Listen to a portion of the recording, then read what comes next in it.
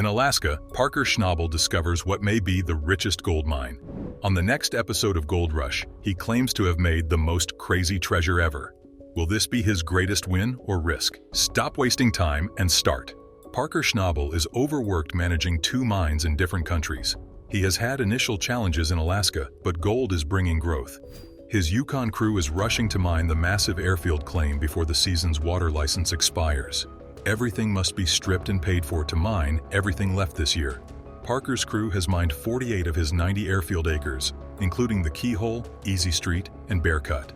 They are using Slucifer to run pay dirt from the 18-acre payback cut to the 24-acre runway cut, the largest and last cut.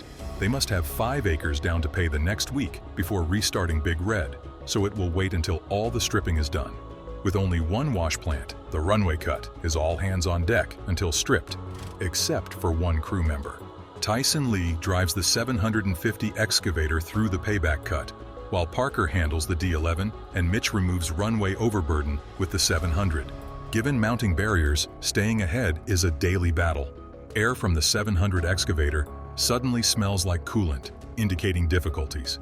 A broken radiator leaks coolant into the hot exhaust manifold, disrupting their plans. Needing replacement components quickly, Mitch calls Taylor.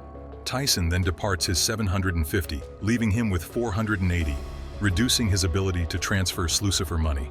With just 480 digging paid, they risk running out of pay dirt and having nothing to process. Reducing the feed rate reduces gold flow, but it's better than shutting down the plant. With Slucifer decreased and Big Red off, mining all 90 acres is less likely. Crews are removing heavy dirt from the runway cut. Tyson, do you have a copy? Tyson? Hey, there's a huge build-up in the pre-wash. I don't know what to do. I'll get it. They're loading it out without a place to transport it since it's late in the year to open 20 feet of dirt. Parker's crew is racing to clear the 24-acre runway cut to feed Big Red wash plant. Big Red waits on a mountain to wash rocks. If they had pay dirt now, it would work. Tyson is in a tough spot after taking the 750. But opening the ground is crucial to avoid leaving a lot of gold. Tyson is digging for cash to feed Slucifer in the 480, while Mitch's 700 excavator is being repaired. He has reduced Slucifer's feed rate and hopes not to make more changes, but Big Red comes first. However, Taylor arrives with wonderful news. The 700 radiator has been changed and is ready. This should restore their momentum. This machine has transported tons of soil and paying dirt to the wash facility. Tyson can feed Slucifer 220 yards per hour with the 750 back in service. They can process more pay dirt and extract more gold. The 750's return is a big relief, allowing normal operations. Parker's sole wash facility is back online, promising a better season finale. Mitch Blaschke is under pressure to move pay dirt at Parker Schnabel's Indian River claim before the season expires. Both Big Red and Slucifer wash plants operate 24/7, making feeding them essential. Mitch moved Evan, a young passionate rock truck driver, to loader operator to boost output. However, a big issue abruptly halts their progress. Evan finds many large pebbles in the sluice runs, forcing Big Red to stop. Big Red is down, so no gold being processed or money is coming in. But expenses are rising. Big Red must be fixed and working again when needed. Mitch and Tyson quickly discover a blown-out screen deck portion. Huge rocks in sluice runs indicate a large hole in the screen, which filters larger pebbles from finer pay dirt. Huge pebbles clog the opening runs when the screen breaks. Interrupting water flow prevents the guns from catching gold and washes away the sluice box end. The team tackles the tricky screen repair. The other end of that goes right into the generator head, and it's cooked right off. I mean, you know, this is the engine. This is what powers. Mitch says the material they're processing is quite sharp and aggressive. This caustic substance slowly erodes tiny screens, cutting them. The damaged screen is removed and replaced with a new one, fastened in place. The screen deck connection is crucial to gold mining. Screens separate larger boulders from finer pay dirt, allowing gold-rich material to be collected. Breaking screens lets big rocks fall through and clog sluice channels. This clog prevents the water from flowing properly, preventing the riffles from catching the gold, which washes out of the sluice box and is lost. Big Red needs to fix the screen to keep processing pay dirt efficiently. Mitch, Tyson, and the crew quickly fix the damage, emphasizing the screen deck's value. With the new screen, the crew restarts Big Red. The effective repair brings relief and satisfaction. Evan's rapid diagnosis saves the squad a lot of gold, proving his value. Over $90,000 is worth 51.6 ounces of runway cut gold. Running Big Red for a week might net $500,000 in gold. Slucifer has been efficient, digesting the chopped dirt and generating 336.05 ounces of gold, worth over $600,000. Parker's team is optimistic because both plants are running well. They appreciate being at the end of their huge mining activity and the effort required to move the wash plants. The crew wants to maximize the season and leave no gold behind as they reach the finish.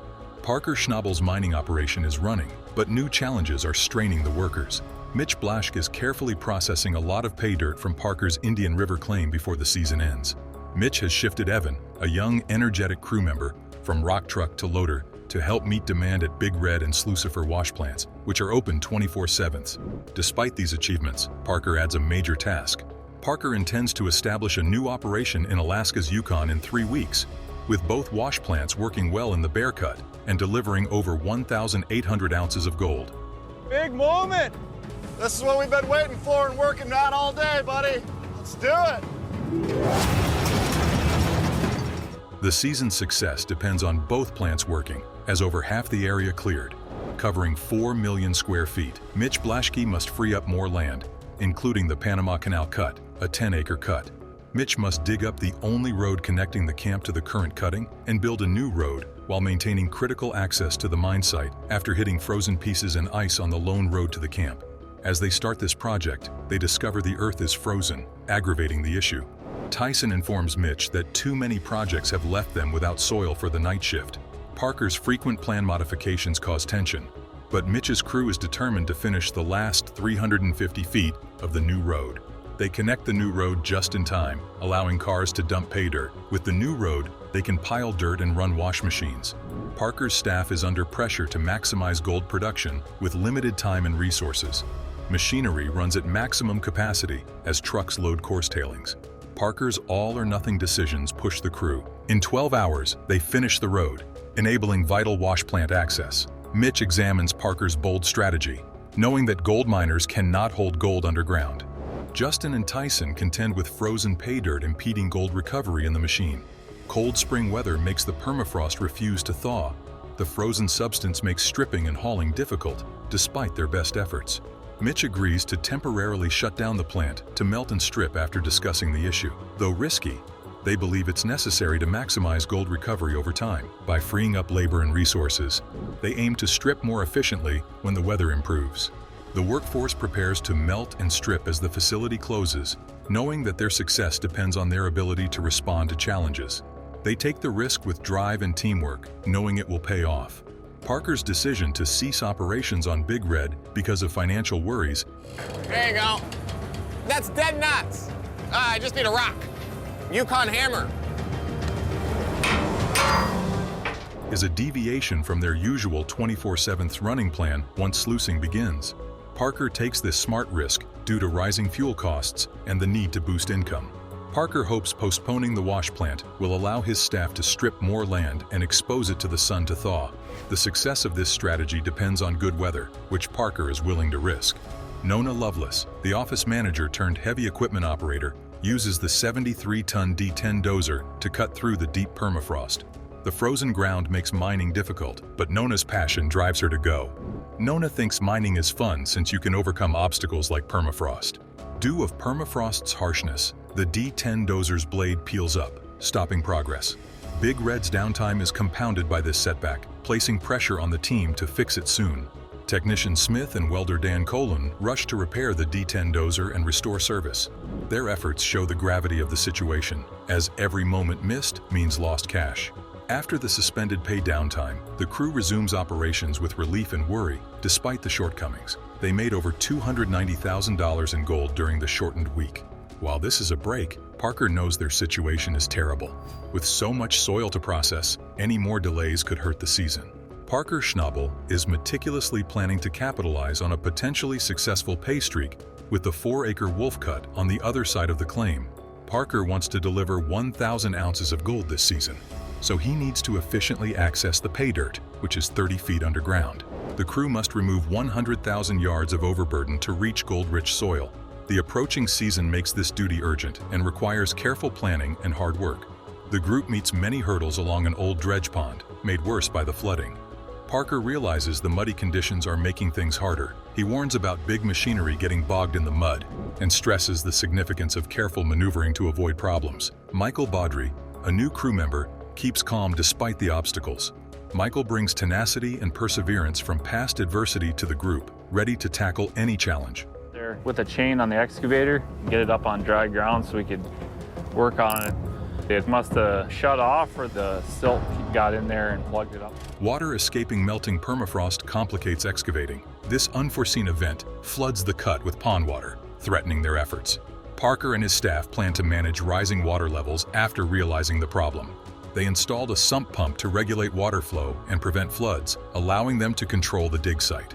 Parker perseveres to maximize the Wolf Cut's potential and ensure no gold extraction is missed. Mark cleverly floated the pump on old pontoons to prevent flooding.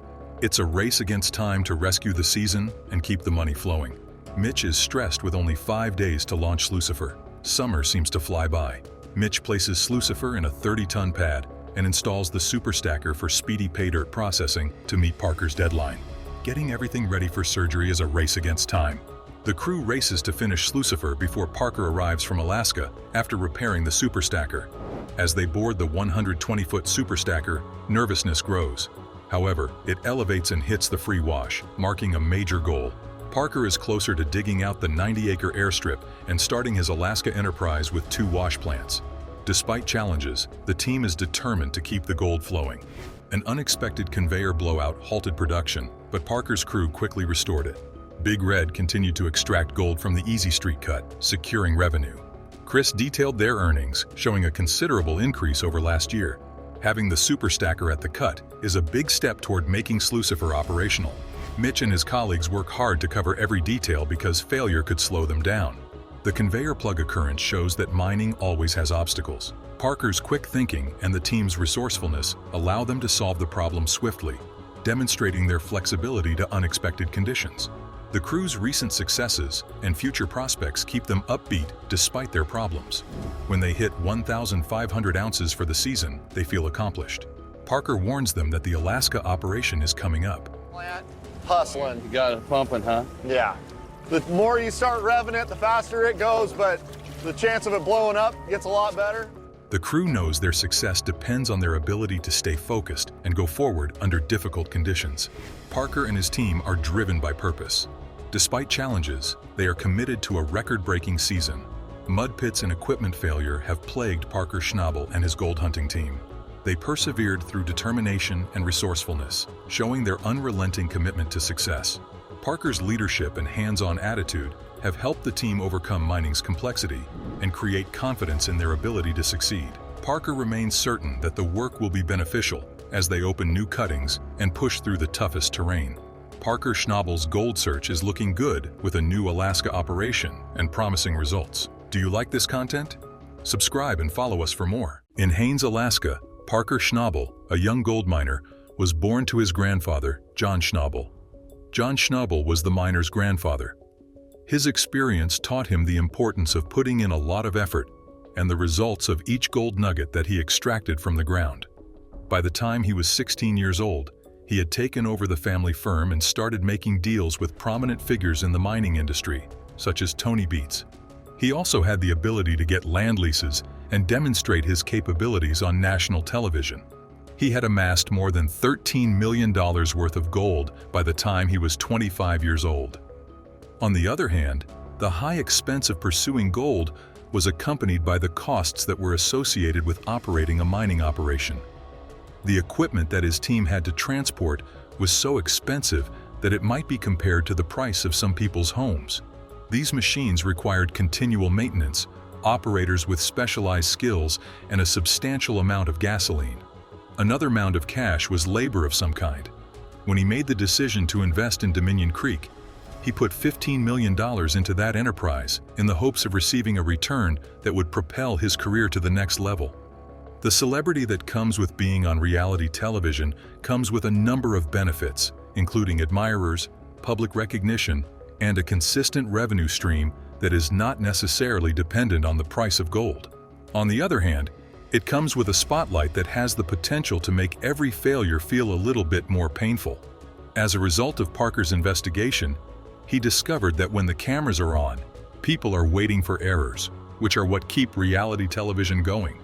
However, despite the fact that his crew toiled relentlessly and put in 75-hour weeks, the weight of leadership was firmly on his shoulders. It wasn't simply that they were employees, they were also the ones who knew him when he was at his worst and in the gutter.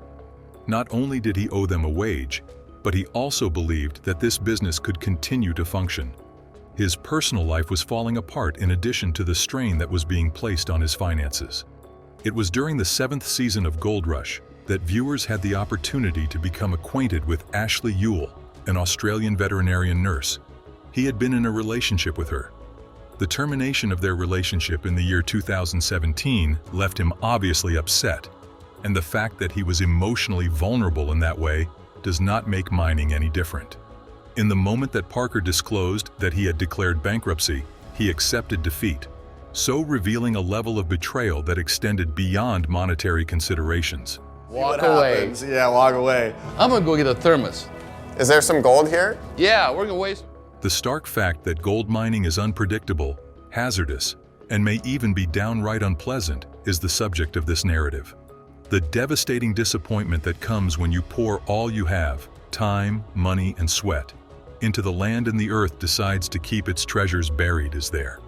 The joy of a good haul and the exhilaration of seeing numbers go up are only two examples of the emotions that can be experienced. In his time working in the mining sector, gold miner Parker Schnabel has seen a great deal of failure and difficulty in terms of his finances. In the gold mining industry, the highs are powerful, but the lows cause you to rethink everything, from the decisions you make in business to the relationships you have. Although fame can magnify achievement, it also has the potential to make defeat more isolated. Downsizing is not just about cutting costs. It is also about telling individuals who have put their trust in you that they do not have a job anymore. Parker may have to start making difficult decisions regarding his finances in order to do this. Dominion Creek presents yet another obstacle, which is the looming question of whether or not he will be able to keep things functional. In addition to the need for additional people, fuel, and equipment, the cash flow is beginning to dry up. There have been times when Parker's presence on social media has been a double-edged sword. While social media platforms like his Instagram and Twitter allow him to maintain his connection with his supporters, they also provide the general public with a front-row seat to his shortcomings. It may be challenging to deal with this situation when he is attempting to maintain a positive mood for himself and his staff. The bond that Parker has with his family, and in especially the teachings that he has learned from his grandfather, John Schnabel, is at the center of everything that is going on here. Are you going to wheel me up? Yeah. Okay, anytime. Parker has been able to persevere despite the fact that everything else appeared to be coming apart, because he learnt from him the qualities of hard work, tenacity, and perseverance. However, even these lessons do not necessarily make it easier to accept the hard realities of failure after they have been experienced. The mining of gold is not just about gold. It is also about hope, danger, and the belief that there is something greater waiting for you if you dig deep enough. In spite of the fact that Parker has spent the most of his life believing in that concept, he is suddenly confronted with the opposite side of the coin. When there is no gold at the bottom of the pan, what are the things that happen? Parker is not the first miner to suffer a significant loss, and it is highly unlikely that he will be the last. The fact that Parker is accomplishing all of this while millions of people are watching is what makes him stand out from the crowd. All of the mistakes and failures that have occurred are now available for the general world to view. It won't be simple for Parker to take the next step. It is difficult to make a living in mining, and the financial losses he has sustained are significant. However, it is possible that there is something to be said about the manner in which he continues to get up, even when circumstances appear to be dire. When it comes to gold mining, tenacity is just as important as luck, and Parker possesses both of these qualities in plenty. Is that sufficient to have a positive impact on the situation? Time is the only thing that can tell. A Dutch gold miner, upon discovering that his stationary dredges were not going to get him to his aim, made the decision to concentrate on an abandoned trommel machine that had been constructed by a renegade miner several decades earlier. This is the story that centers around the Dutch gold miner. As opposed to transporting material to a predetermined spot, the trommel provided mobility and the freedom to move with pay soil. In order to return to base camp, the miner was required to disassemble and transport the trommel, which resulted in a daily expenditure of more than $60,000. The steep terrain and boat voyage made the journey challenging. One truck had a damaged tire and twisted rim, but the miner was unharmed. The crew worked hard to disassemble and transfer the trommel, moving the 20-ton drum onto a military tank transporter despite adverse conditions. During the trip, the truck got bogged in the mud and needed a backhoe loader to release it. The mining boss was pleased when they returned the trommel to camp after 3 days. The mobile trommel appeared efficient and flexible since it could handle massive amounts of material faster than anything else the digger had employed. As gold prices were at an all-time high, the miner relied on the trommel. The mining operator always thought long-term and took risks, and the trommel was a future investment. It helped him keep his business going despite all the challenges. Pipeline to see what happens. The mining veteran had previously spent over $1 million on a custom excavator to dig 9,000 ounces of gold. His prosperity came from smart investments and taking chances that others wouldn't. The Dutch miner was known for his tough management style, which was not always well appreciated. After throwing gasoline into a dredge pond and lighting it on fire, he was criticized and fined for environmental infractions. His harsh treatment of employees, especially during failures, often irritated them. Safety and the insistence on correcting mistakes created a high-pressure workplace. Living on a reality show made things harder. The prospector was scrutinized by the public because his every move was broadcast. The risk-taker knew his actions would have consequences, whether they violated environmental laws or mistreated his crew. However, he remained true to himself, took risks, took responsibility for his actions, and handled criticism. In the mining veteran's ongoing struggle to remain gold game leader, the trommel was just another episode. The risk-taker had always gambled, and this time it paid off. Mechanical problems and tough terrain plagued Yukon mining. However, his determination was unwavering.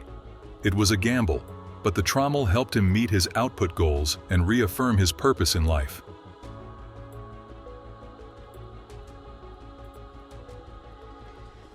Prepare to embark on an extraordinary adventure as we delve deep into the heart of Parker's gold mining expedition, where fortune meets hard work in a season like no other.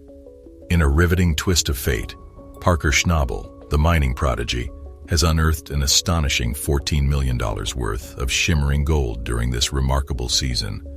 In spite of the many difficulties and disappointments he encounters, Parker ultimately achieves a significant deal of accomplishment. He takes a chance by putting his most advanced washing facility on very fertile land, which results in complications brought on by an abundance of water.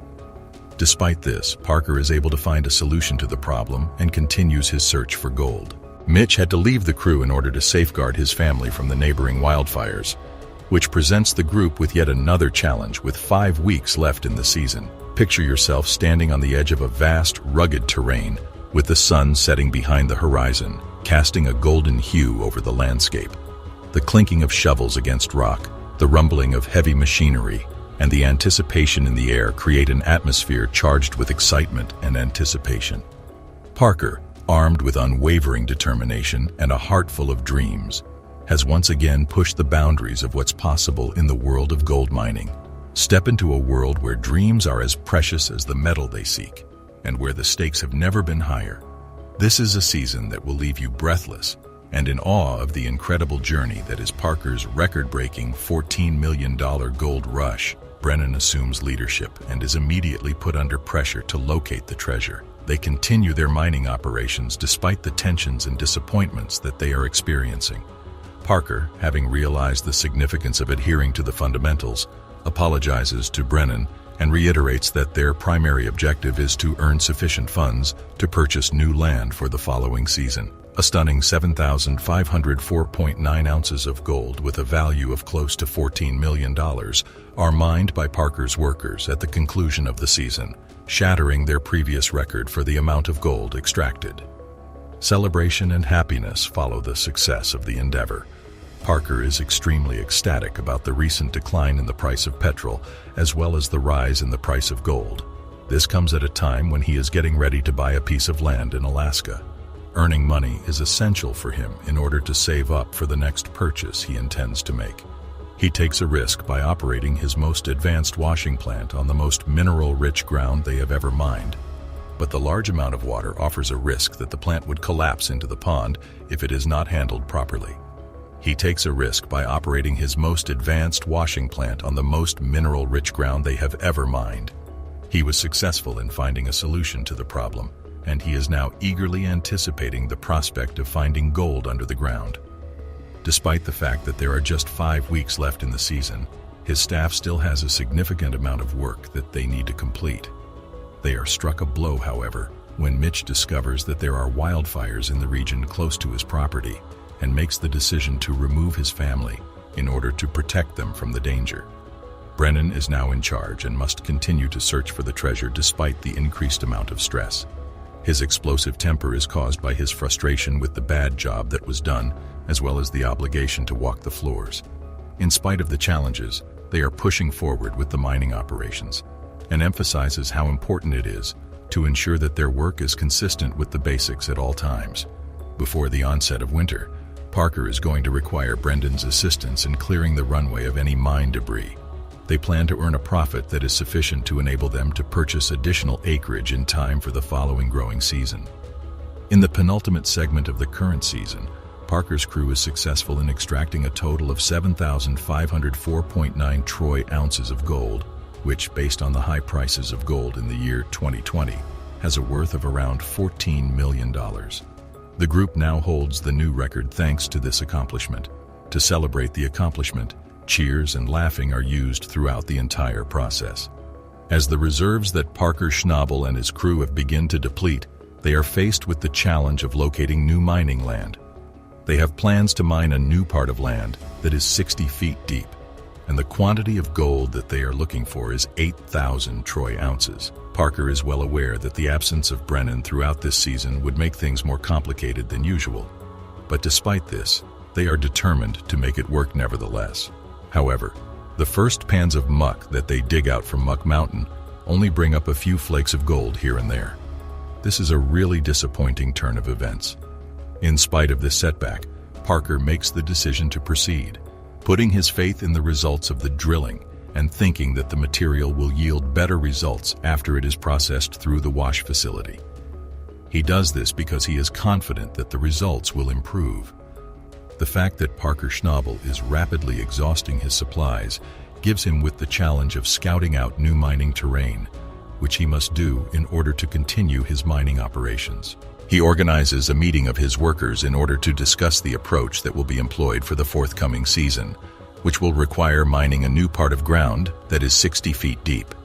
In the meeting, they discuss the strategy that will be used.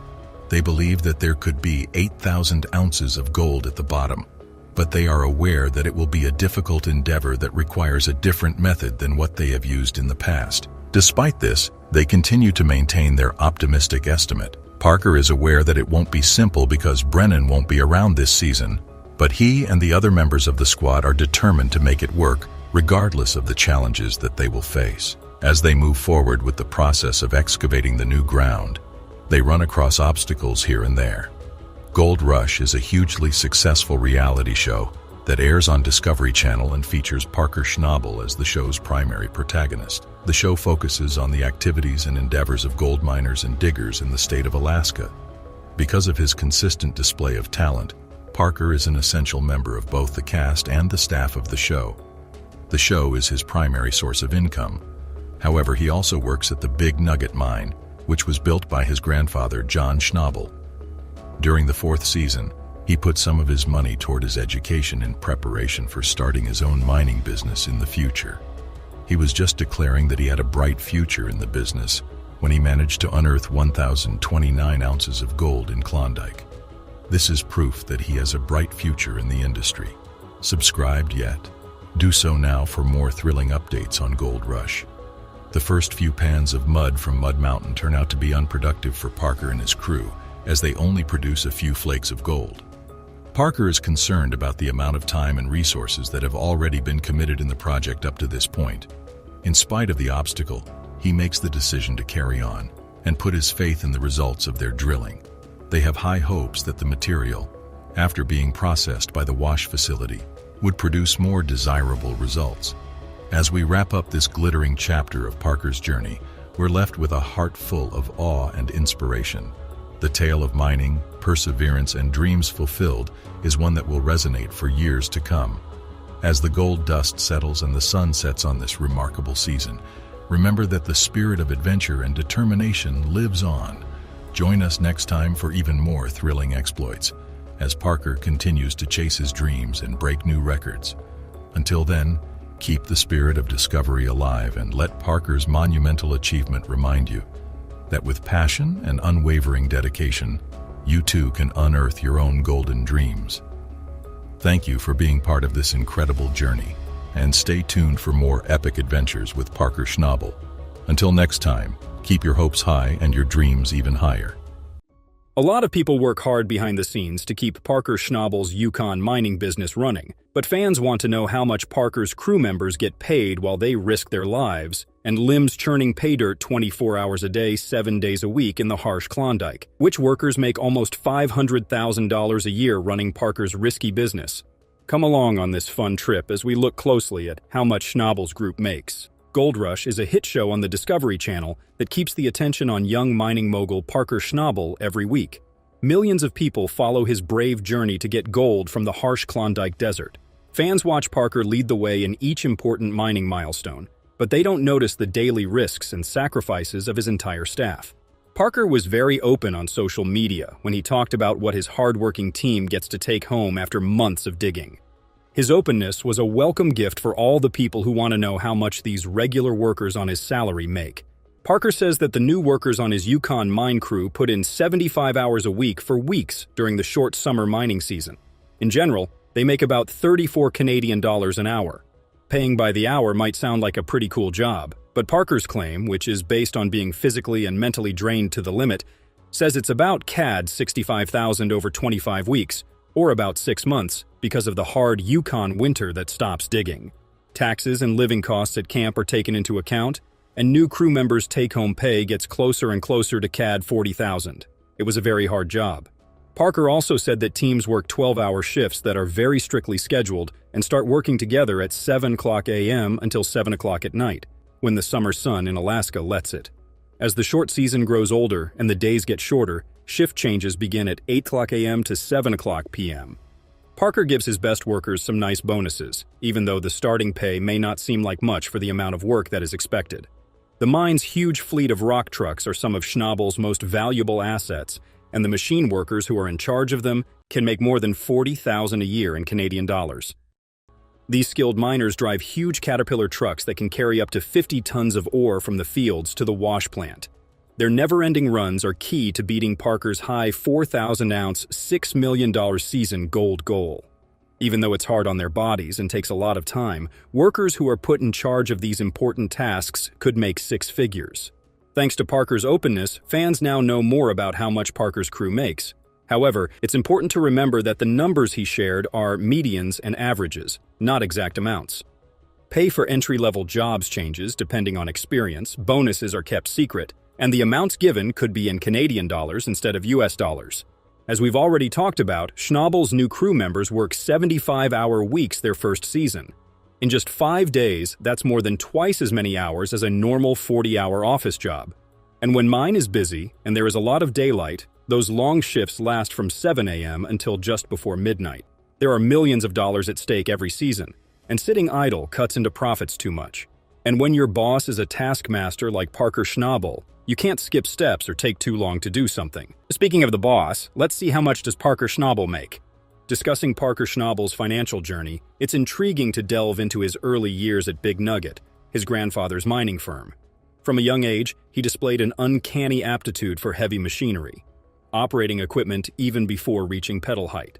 The question arises, did he commence earning a substantial income at such a tender age, and how has his net worth evolved over the years? Born on July 22, 1994, in Haines, Alaska, Parker Schnabel's journey in the mining industry commenced in his grandfather's firm, where he earned his stripes and eventually amassed a net worth of $15 million. His hard work in gold prospecting and mining, coupled with his foray into reality television, has significantly contributed to this impressive figure. The pivotal inquiry remains: what is the extent of his earnings? Parker's earnings from reality TV are notable, with payments per episode ranging from $10,000 to $25,000. For comparison, fellow cast member Jack Hoffman earns approximately $10,000 per episode. Consequently, Parker's annual income is estimated to surpass $1 million, solely from his involvement in the show Gold Rush. However, this leads to a crucial consideration. How does his income from gold findings impact his overall wealth? Having appeared in 330 episodes of Gold Rush by 2023, Parker Schnabel left his family mine in Season 4, extracting a remarkable 28 kg, 60 pounds of gold in a year. Additionally, his participation in and production of spin-offs like Gold Rush The Dirt and Gold Rush Parker's Trail further bolstered his financial standing. By the age of 24, he had mined gold valued at over $16 million. Beyond the glamorous figures, it's essential to account for expenses and salaries associated with his mining ventures. While the exact amount of his share remains undisclosed, making assumptions based on his considerable expenditures offers a perspective. Parker Schnabel's diverse car collection, ranging from modern marvels like the Ford F-150 Raptor and Chevrolet Corvette Stingray, to vintage classics such as a 1967 Ford Mustang GT500 and a 1970 Chevrolet C10 pickup truck, exemplifies his taste for the finer things. In addition to his mining pursuits, Schnabel has successfully ventured into entrepreneurship. He owns a mining company and has established a line of gold mining equipment. A published author as well, he penned 2 books, namely Gold Rush: My Story and Parker Schnabel's Gold Rush Alaska, providing insights into his experiences as a gold miner. This multifaceted approach to wealth creation highlights Parker Schnabel's business acumen beyond the glitz of reality television. Because Schnabel is so open, his work shows us what might be coming next. The most important question is whether the people who want to work there can handle the long hours, sore feet, and boring jobs that are needed to not only find gold specks, but also fill pockets with coins. Now let's take a look at some of Parker's thrilling finds. Parker, 27, says he mined nearly 7,000 ounces of gold worth $12.8 million with days left in his season. He advised putting as much gold in the box as quickly as possible and making as much money as possible to fund a second procedure next year. Prior to the Yukon winter freezing them out, Parker needed to collect nearly 350 ounces of gold to beat his record. Parker relied on factory manager Tyson Lee and top technician and informant Mitch Blaschke. He confirmed they spent more than last year. He had spent $5.4 million going to the bottom of Mud Mountain and hadn't broken even, but he was on a roll. If enough were there, Parker claimed he could win big. Parker noted that the remaining drilling was the best, therefore there remained optimism. Mitch and operator Damon Brown were ready to remove the last gold-rich pay dirt. Mitch stated they have to deliver the last road payment to Big Red and draw the dewatering pump to finish Mud Mountain Cut. Considering their inventory before they started, Damon said Mud Mountain had 1 hopper. Mitch praised Damon's work and advised shutting down the factory. Mitch whooped with joy when they shut down Big Red at Mud Mountain for the last time. Mitch stated they would know the gold totals once Chris completed the final cleanup and see how much they could obtain. Parker told his team hours after the sluices stopped that they would get little gold in a season with many bills. Parker inquired what they wanted to do to solve it. Parker sought another rapid score before winter, still short of last year's 7,500-ounce total. Parker reminded them that when Mitch tore up the road at the airfield in Zone 3, they still felt the land below was fine. There was still possibility. Mitch's risk to mine ground under a road at the airfield for 281.50 ounces paid off earlier in the season. Parker said he will relocate a wash plant to that part of road near the river to start setting things up. Mitch could start that and prepare his staff, right? Mitch agreed they could. Parker quipped that he would clean gold again since there was a lot. Parker's 5M gold haul. Nona, a crew member, accidentally ruined a Big Red pipeline. The system suffered considerable damage. Nona called for aid. The dozer had snagged and torn the pipeline in half, releasing everything from the wash facility. It split the pipeline in two and also destroyed the wash plant manifold. As bypass, this provided plant water to the pre-wash. This was considered the worst possible situation at the time. She was gone when it took this pipe off.